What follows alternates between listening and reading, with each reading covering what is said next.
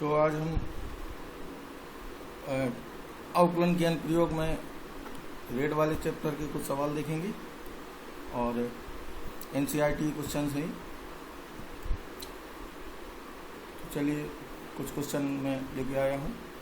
पहला क्वेश्चन है, एक वृत्त की त्रिज्या समान रूप से 3 सेंटीमीटर की दर से बढ़ रही है और ज्ञात कीजिए वृत्त का क्षेत्रफल किस दर से बढ़ रहा होगा जब त्रिज्या 10 सेंटीमीटर। तो किसी बीच के समय में यहाँ पर कंडीशन में पूछा जाता है। तो वृत्त का जो क्षेत्रफल होता है उसका फॉर्मूला है पाई आर स्क्वायर। तो आपसे पूछ रहा है कि क्षेत्रफल किस दर से बढ़ रहा होगा, this means D A by D T. समय के रिस्पेक्ट में क्षेत्रफल का हमें करना है और गिवन क्या है, गिवन है D R by D T. त्रिज्या के बदलने की दर है 3 सेंटीमीटर प्रति सेकेंड। तो इसका हम टी के रिस्पेक्ट में अवकलन करेंगे। तो D A over D T equal to होगा 2r D R by D T और यहाँ वैल्यू पुट कर देंगे और r की वैल्यू है आपकी 10 जब पूछा है और D R by D T है 3। तो इसका मात्रक हो जाएगा सेंटीमीटर स्क्वायर पर सेकेंड। गुणा कर लेंगे। अगला क्वेश्चन है, घन है जिसका किनारा इतनी दर से बढ़ रहा है। किनारा मतलब एज से है और एज मतलब भुजा। भुजा का मतलब यहाँ किनारे से है। और घन का आयतन किस दर से बढ़ रहा होगा जब भुजा 10 सेंटीमीटर है। जिस समय ए का मान 10 सेंटीमीटर है उस समय आयतन की बढ़ने की दर क्या होगी, this means D V by D T पूछा है और गिवन क्या है D A by D T. भुजा के बदलने की दर है 3 सेंटीमीटर पर सेकेंड। तो मैं सीधे सीधे आयतन का फॉर्मूला लगाऊंगा। आयतन होता है भुजा क्यू। तो इसका टी के रिस्पेक्ट में हम डिफ्रेंशिएशन कर देंगे। ए यहाँ पे वेरी कर रहा है टी के हिसाब से। ए की वैल्यू आपकी 10 है और D A by D T given है 3। तो इसका मात्रक हो जाएगा सेंटीमीटर क्यूब पर सेकेंड। ये भी वहाँ कर लेंगे आप। इसमें भी झील में एक पत्थर डाला जा रहा है। झील में पत्थर डालेंगे तो इस तरह तरंगें बढ़ती हैं। तो किसी पर्टिकुलर टाइम टी पर और कह रहा है तरंगें इतने वेग से चलती हैं और तरंग की त्रिज्या जब 8 सेंटीमीटर है उस समय क्षेत्रफल किस दर से बढ़ रहा होगा। तो किसी समय टी समय पर एरिया अगर हम देखें तो ये होगा पाई आर स्क्वायर। आर इसमें वेरी कर रहा है और हमें गिवन भी है कि D R by D T है 5 सेंटीमीटर पर सेकेंड। और जिस समय पे आर 8 सेंटीमीटर है उस समय D A by D T पूछा है। तो इसको हम टी के सापेक्ष इसका अवकलन करेंगे। तो D A by D T होगा 2r D R by D T. अब यहाँ सारी वैल्यू पुट कर देंगे। D R by D T 5। तो इसका मात्रक हो जाएगा सेंटीमीटर स्क्वायर पर सेकेंड।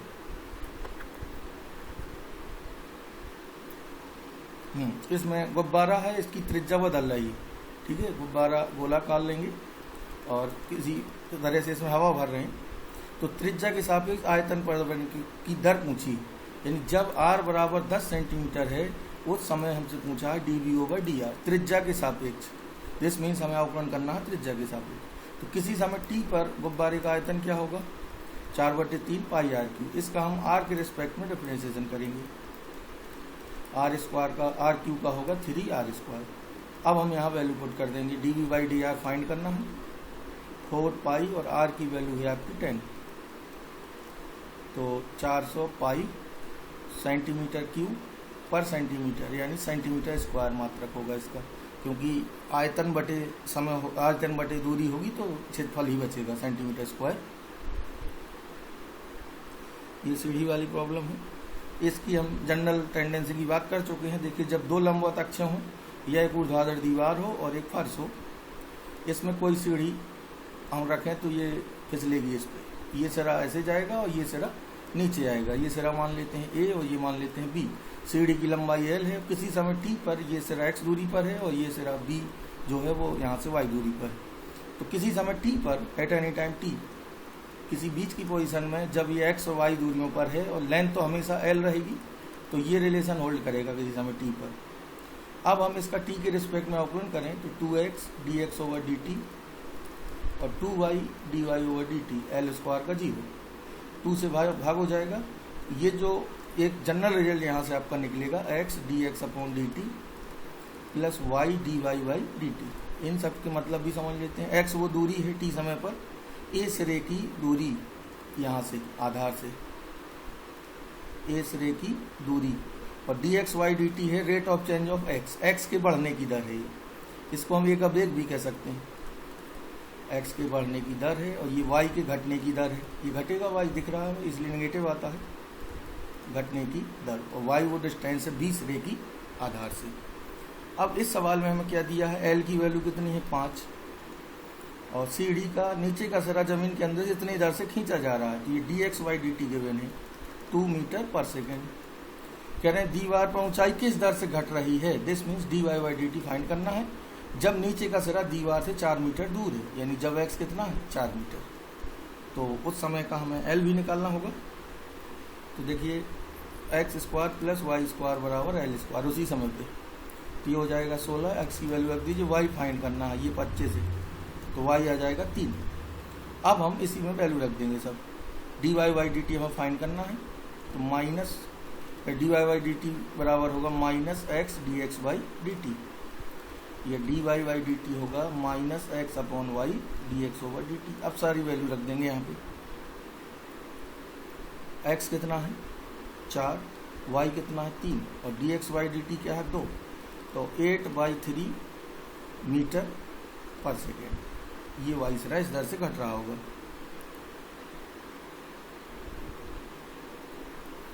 हवा के बुलबुले की त्रिज्या इतनी दर से बढ़ रही है। बुलबुले का आयतन किस दर से बढ़ रहा होगा जब त्रिज्या ये, तो समय के रिस्पेक्ट में करना है। बुलबुला अभी गोलाकार होगा तो इसका भी हम टी के रिस्पेक्ट में कर देंगे 4π/3 3r² dr/dt। यहाँ पे सारी वैल्यू पुट कर देंगे। dr/dt है आपका 1/2, r है आपका 1 सेंटीमीटर, तो यह आयतन आ जाएगा आपका सेंटीमीटर क्यूब पर सेकेंड में। यहाँ पे वैल्यू रख देंगे ये सारी। एक गुब्बारा जो सदैव गोलाकार रहता है का परिवर्तनशील व्यास इतना है, एक्स के सापेक्ष आयतन के परिवर्तन की दर। अगर मैं आयतन v माना आयतन v है तो गोलाकार गुब्बारे का आयतन होगा 4/3 पाई r की। अब हमें इसका व्यास दिया है जो कि चेंज हो रहा है, तो आधा कर देंगे तो त्रिज्या आ जाएगी तो 4π/3 और त्रिज्या हो जाएगी आपकी 3/4 2x + 1। इसका क्या होगा क्यूब। अब हमें x के सापेक्ष निकालना है तो इसका हम x के सापेक्ष पहले इसको थोड़ा सा और सॉल्व कर लेते हैं। तो ये ऊपर आएगा 9, नीचे आएगा 16, तो ये कट जाएंगे। 3/4 का क्यूब बाहर लाएंगे तो ये 4/3 कट जाएगा, 9/16 पाई और 2x + 1 का होल क्यूब। अब इसका हम x के सापेक्ष अवकलन करेंगे तो dv/dx ये बराबर होगा 9π/16 एज इट इज रहेगा 3 × 2x + 1 का होल स्क्वायर, फिर 2x + 1 का होगा x के सापेक्ष तो 2 आएगा और x का x के सापेक्ष 1 होगा। तो बस यही इस x के टर्म्स में ही हमें लिख देना। तो ये आपका हो जाएगा 8 बार कट जाएगा 27π/8 और 2x + 1 का होल स्क्वायर। और ये आपका आ जाएगा x के रूप में। x यहाँ पे गिवन है। ये देखते हैं एक पाइप से रेत गिर रही है लगातार इस तरह, और जो रेत गिर रही है उससे एक शंकु बन रहा है, लेकिन एक खास तरह का शंकु बन रहा है। शंकु की खास बात क्या दी है कि जिसकी ऊंचाई सदैव आधार की त्रिज्या का 6ठा भाग है। इस तरह हमें हमेशा मान के चलना है। रेत से बने शंकु की ऊंचाई किस दर से बढ़ रही है जब ऊंचाई 4 सेंटीमीटर है। तो किसी समय t पर किसी जनरल टाइम पे बात करते हैं हमेशा, किसी समय t पर जब त्रिज्या r है वह ऊंचाई h है, ये सब वेरी कर रहे हैं, रिलेशन बाद में यूज करेंगे। वह ऊंचाई h है तब इसका आयतन क्या होगा, क्योंकि ऊंचाई की बात कर रहा है। हमें आयतन की दर दी है इसलिए हमें आयतन का यूज करना। तब आयतन होगा 1/3 पाई r² h किसी समय t पर। अब हमें एक रिलेशन गिवन है कि हर समय पे क्या हो रहा है कि जो ऊंचाई है वो आधार की त्रिज्या का 6ठा भाग है। तो h बराबर है आपका r/6, जो जिसकी ऊंचाई सदैव आधार की त्रिज्या का 6ठा भाग है। ठीक है, तो r बराबर 6h कह सकते हैं या h बराबर r/6। r बड़ा है h कम है। ठीक है, अब हमें सीधे सीधे इसको एक वेरिएबल में बदलना है पहले। अब हम यहाँ से वैल्यू रखेंगे r की, क्योंकि हमें dh/dt निकालना है इसलिए r को यहाँ से हटाएंगे। आर यहाँ रखिए पहले, तो आर आएगा आपका 6h, तो v हो जाएगा π/3 36h² इंटू h, तो 12πh³, ये रहा v। अब मैं इसका करूँगा t के रिस्पेक्ट में, और dv/dt मुझे गिवन है 12 सेंटीमीटर क्यूब, ये पहले से ही लिख लेंगे, इतने दर से रेत गिर रही है सेंटीमीटर क्यूब पर सेकंड। अब मैं इसका करूँगा t के रिस्पेक्ट में, तो dv/dt होगा 12 पाई कांस्टेंट है 3h² dh/dt, dy/dt 12 है और h है उस समय का आपका 4 और dh/dt फाइंड करना है, 12 कट जाएगा तो 1/48 पाई, तो dh/dt होगा 1/48 पाई सेंटीमीटर पर सेकंड, ये वैल्यू हो जाएगी ऊंचाई की घटने की व ऊंचाई की बढ़ने की दर 1/48 पाई। ये वाले शुरू के हैं, आसानी से लगा लेंगे। अब इंक्रीजिंग डिक्रीजिंग पे आते हैं। इंक्रीजिंग डिक्रीजिंग में हमें ये देखना होता है कि कहाँ पे f' पॉजिटिव है, किन x पे f' नेगेटिव है, उसी के हिसाब से हम अंतराल बताते हैं। चलिए 5th वन है, वह अंतराल ज्ञात करो जिसमें फलन ये निरंतर वर्धमान है या निरंतर, दोनों फाइंड करने हैं। तो f(x) हमें गिवन है 2x³ -3x² -36x + 7। अब हम इसका x के रिस्पेक्ट में करेंगे, तो f' आएगा 6x² -6x -36। अब हम इसका साइन चेक करेंगे f' का, 6 पहले कॉमन ले लेते हैं, अब फैक्टर इसके कर लेते हैं। फैक्टर करने के बाद f' का साइन चेक करेंगे, इधर कॉमन आएगा 2, तो पूरे फैक्टर हुए x + 2 x - 3। अब हमें ये देखना है कि इसका साइन किस तरह चेंज होगा, तो ये हम नंबर लाइन से देखेंगे। क्रिटिकल पॉइंट पहले बना लेंगे, 3 आएगा और -2 आएगा। ये 6 से हमें कोई मतलब नहीं, 6 + 6 है तो इसका बाद दे देंगे, तो यहाँ से प्लस माइनस प्लस। तो हमें क्या देखना है, जहाँ पॉजिटिव होगा f' वहाँ इंक्रीजिंग होगा, यहाँ इंक्रीज होगा, यहाँ इंक्रीज होगा, और यहाँ पर जहाँ नेगेटिव है f' का चिन्ह है वहाँ डिक्रीज होगा। तो इंक्रीजिंग को मैं इस एरो से दिखा रहा हूँ। इंक्रीजिंग 4x बिलोंग्स टू -अनंत से -2 यूनियन 3 टू इंफिनिटी, यहाँ पे इंक्रीज करेगा और डिक्रीज होगा -2 से 3 में। तो डिफ्रेंशिएशन करके हमें f' का साइन चेक करना होता है।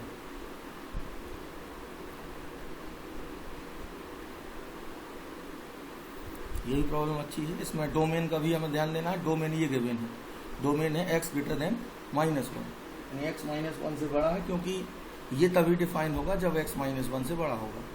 और हमेशा प्रांत में ही हम चेक करते हैं, यहाँ कह भी रहा संपूर्ण प्रांत में विराजमान, यानी जहाँ भी डिफाइन है वहाँ पे ये क्या होगा, इंक्रीजिंग होगा, ये हमें प्रूव करना। और ना भी अगर ये देता डोमेन तो हम डोमेन में ही बात कर सकते हैं, डोमेन में ही इंक्रीजिंग या डिक्रीजिंग होता है। तो y = हमें गिवन है log 1 + x, बेस e माना जाएगा 2x/x + 2। तो पहले तो हम इसको ओवरऑल दोनों की डोमेन होगी x > -1, -2 नहीं होगा x, लेकिन -2 इसमें छूट रहा है।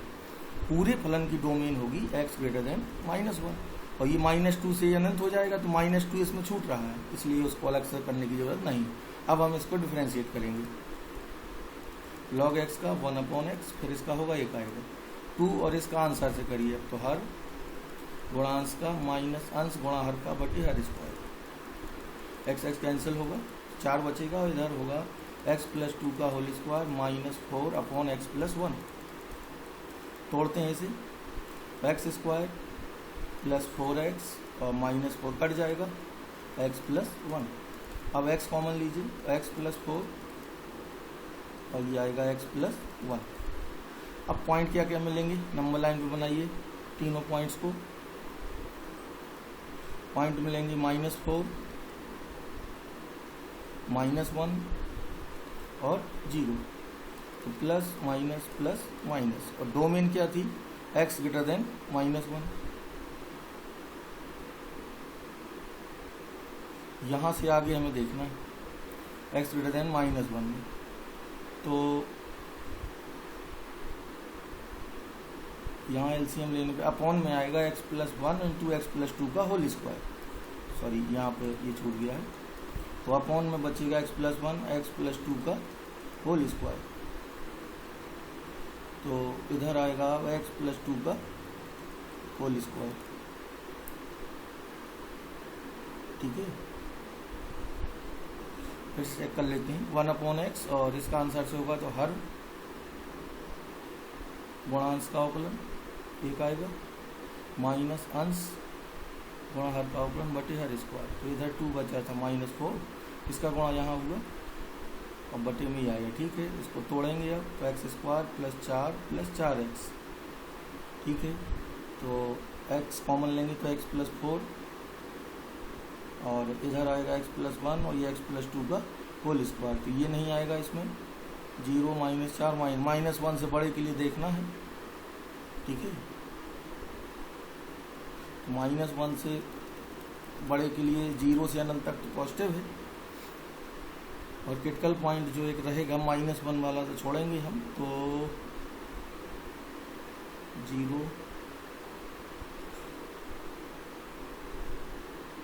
ठीक है, -1 में -1 से बड़े के लिए पॉजिटिव आना चाहिए। ठीक है, सिद्ध कीजिए लघुगण की फलन 0 से अनंत में निरंतर वर्धमान है। तो लघुगण की फलन log x से बेस e पर, तो ग्राफ ऐसा होता है इसका, x = 1 पे 0 होता है और y बराबर फलन होता है log x बेस e। इसको हम डिफ्रेंशिएट करें तो 1/x आएगा, तो f' ये होगा, और x पॉजिटिव पे ही हमेशा पॉजिटिव रहेगा क्योंकि डोमेन क्या होती है इसकी, x > 0। तो जब x 0 से बड़ा होगा तो ये हमेशा धनात्मक होगा, जहाँ भी डिफाइन है वहाँ धनात्मक होगा, तो हम कह सकते हैं हमेशा वर्धमान फलन है। निम्न में कौन निरंतर ह्रासमान है? 0 से π/2 में हमें चेक करना है कि कौन ह्रासमान है इन 4 में से, cos x, cos 2x, cos 3x। ठीक है, तो ग्राफ ही बना लेते हैं, cos x, cos 2x, 3x के एक सही बन जाएंगे। तो cos x भर का अगर हम देखें 0 से π/2 तक, तो ये होगा, मैं और आगे तक भी बना ले रहा हूँ, ये होता है π/2 और ये होता है पाई और ये होता है 3π/2। अब हमें cos 2x का बनाना है तो इसी में भाग दे देंगे हम 2 का, तो ये हो जाएगा आपका π/2, ये हो जाएगा π/4। cos 3x बनाना है तो 3 का भाग हो जाएगा, तो ये होगा π/2, π/6, ये π/3, ये π/2। हमें बताना है कि कौन 0 से π/2 में निरंतर वर्धमान है। तो निरंतर वर्धमान हमें देखना है, सॉरी ह्रासमान देखना है 0 से π/2 में। तो 0 से π/2 में ये तो ह्रासमान है, इसमें आइए, इसमें यहाँ से यहाँ तक ये ह्रासमान ही है लगातार। यहाँ भी देखें तो ये 0 से π/3 तक ह्रासमान है, फिर वर्धमान है। तो ये कौन कौन से फलन 0 से π/2 में ह्रासमान है? तो ये वाला है, ये है, ये नहीं। और तीसरा क्या दिया है? tan x। तो tan x का ग्राफ भी बना लेते हैं।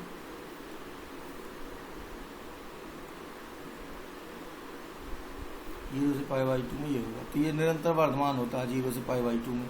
ठीक है, तो जबकि ह्रासमान पूछ रहा है तो ये भी नहीं होगा। 2 फलन आएंगे आपके। डिफरेंशिएशन से भी चेक करेंगे तो ये आएगा -sin x -2 sin 2x। और 0 से π/2 में देखेंगे तो π/4 भी हम रखते हैं, तो ये दोनों नेगेटिव आ रहे हैं। ठीक है, ये दोनों वर्धमान होंगे और 2 ह्रासमान होंगे और 2 नहीं होंगे। इसमें भी बताना है कि निरंतर ह्रासमान कौन कौन है। तो f(x) गिवन है इसमें x⁴ प्लस sin x -1। तो f' आएगा 100 x⁴99 प्लस cos x -0। तो अब हम इन पॉइंट पे चेक करेंगे इन्हें। तो 100 x⁴99 प्लस cos x 0 से 1 में पॉजिटिव रहेगा। ये तो हमेशा -1 से 1 के बीच देगा कहीं भी। π/2 से पाई में ये पॉजिटिव रहेगा और 0 से π/2 में भी ये पॉजिटिव रहेगा। तो इनमें से कहीं पे भी ये डिक्रीजिंग नहीं होगा। ठीक है, तो हम लिख देंगे कि f' बराबर 99 x बिलोंग्स टू 0 से 1 व π/2 से पाई और 0 से π/2 में वर्धमान रहेगा हमेशा। ह्रासमान के लिए कोई अंतराल नहीं है।